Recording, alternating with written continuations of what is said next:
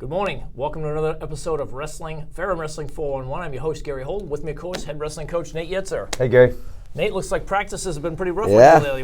What happened there? Well, I just got a back of a head into the eye, and unfortunately, just hitting the right spot evidently. It actually didn't even hurt that bad. Just fractured my nose and my eye socket, and a couple stitches here and there. And you look rugged. Most coaches would have said, "Let's wait until next week and do the show." Yeah. You're a champ. You came and did it anyway. We were struggling. Me and my wife were struggling what to do for Halloween, but now this gives us a pretty good idea. So that's called a homemade costume. Yeah, right that's there. right. So, all right, let's get right into it.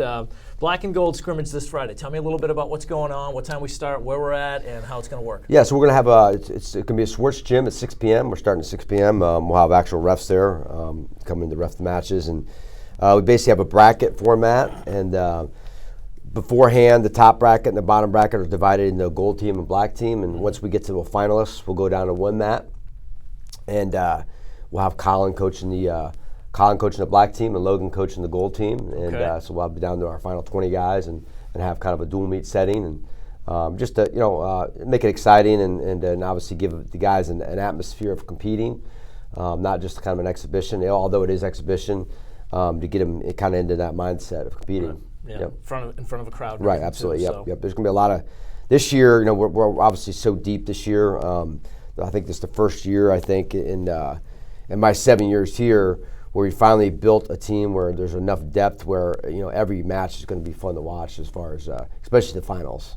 Mm-hmm. Before the best guy really stood out head and shoulders above everybody, and we might have had 2 or 3 weight classes where it was competitive or really competitive. You didn't know who the starter was going to be. This year, man, it's going to be a lot of fun to watch. Got a lot of hungry freshmen and a lot of great returners too, so it should be good. I hear even your returning NCAA All-Americans are going to have themselves their hands full. I think absolutely. I think obviously Levi Engelman, he's a favorite obviously, but he's got good guys pushing him, and it should be a lot of fun to watch. Oleg's been doing a great job. Muller's a junior there now, and so he'll be pushed. And 41 Mario is obviously returning All-American, senior captain for us, and I think Hayden Funk's had a great fall, and I rolled with him the other day and I was really impressed with him. So it should be a lot of fun. Okay, good. Let's move into captains a little bit while you're talking about that. Who are your team captains this year, and how do they get chosen? We let the team vote on it, and essentially me and the other coaches, we sit down and kind of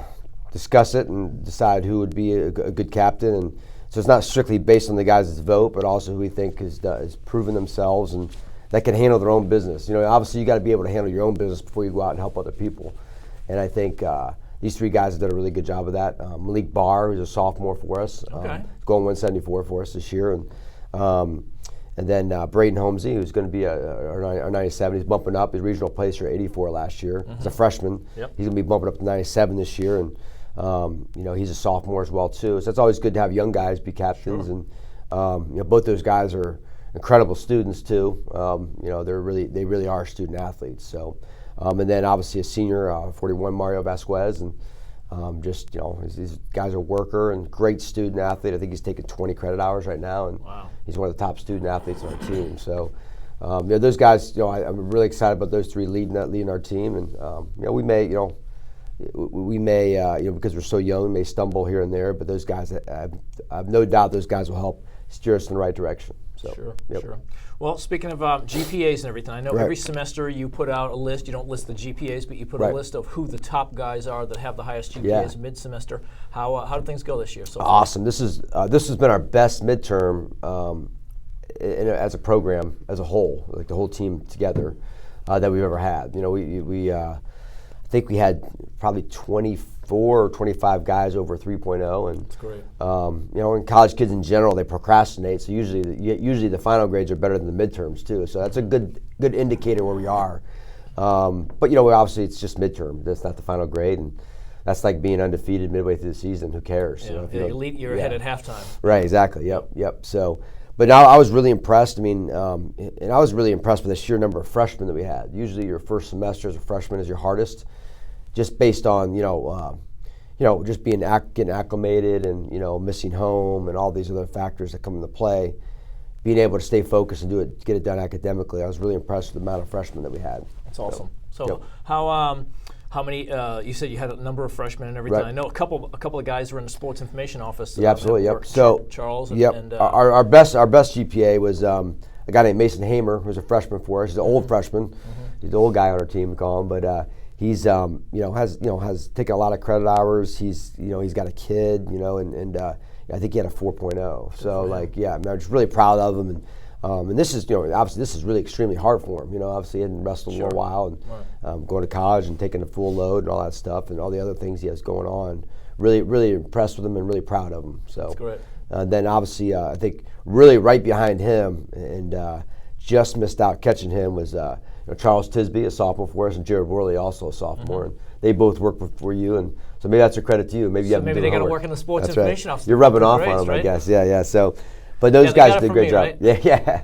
Sure. Those guys did a phenomenal job, and just great student athletes as well too. And those are the type of guys they just take care of their business. I never have to worry about them, which is nice. I'm proud of those guys. They do a great job in the sports information office too. So. And then behind them, I won't go through the whole list, but I guess behind them, like I said, a whole slew of freshmen.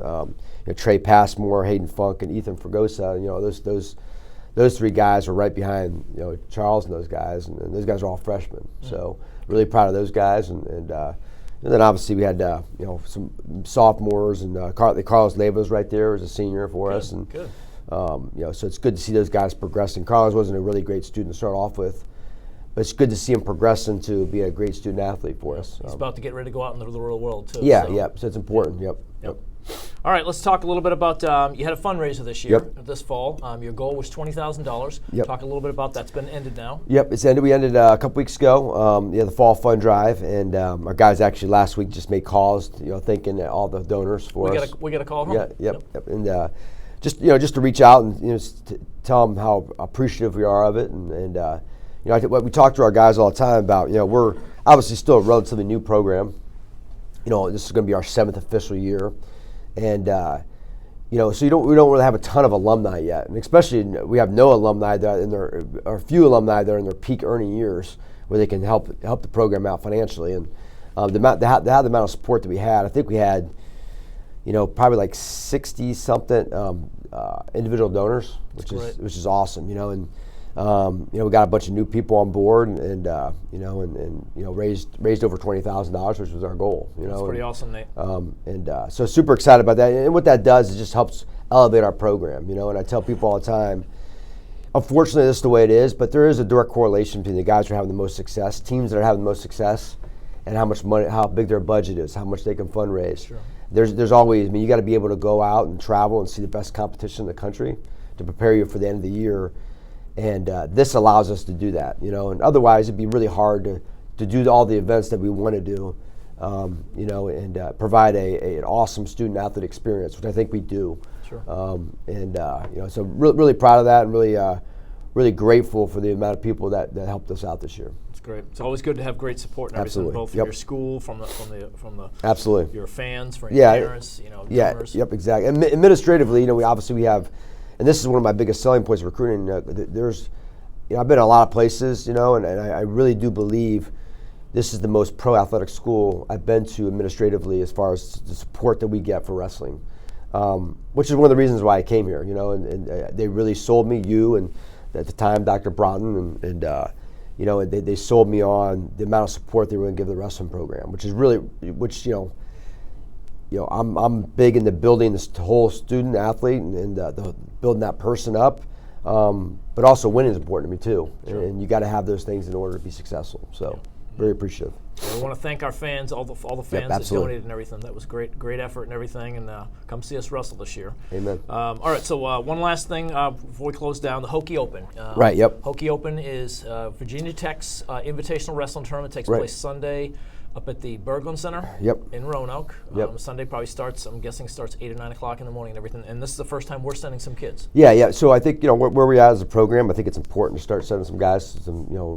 It's local too. It makes sense. We don't have to. We just can drive up that morning. So, we sat down. I think at the beginning of the summer, kind of talked about if we wanted to do this and what guys to send. We thought about sending the all the returning regional placers. But I think our 25 Jalen White, he's only a sophomore. he's got to handle some things here back home, and Braden Holmes is moving up a weight, so I think we want to get him acclimated first before we worry about sending him to this tournament this early on. So that kind of left the last 3 guys, which I think all 3 are ready to go. So I'm excited to see Austin, Mario, and Levi compete this weekend, or Sunday. Levi Engelman, he'll go Sunday at 133. Yep. Mario will go at 141, right. And Austin Smith will go at 149. Yep. Okay, yep. So 3 straight weight class. Well, it's great because we usually take a group of people up there from our sports information office, and we get about 6 kids going up this year and everything that we always run the tournament, help run the tournament. Right. Yeah. So good experience for us to kind of get back into wrestling. Absolutely. Season, so, Absolutely. Great. Well, Nate, thanks so much for coming on the show. Yeah. Yep. Folks, that's a quick wrap. We'll see you back here next week. Our next show will be Monday, November 4th. Yep. That's a wrap on Ferrum Wrestling 411. I'm your host, Gary Holden, of course, with Nate Yetzer. We'll see you next week.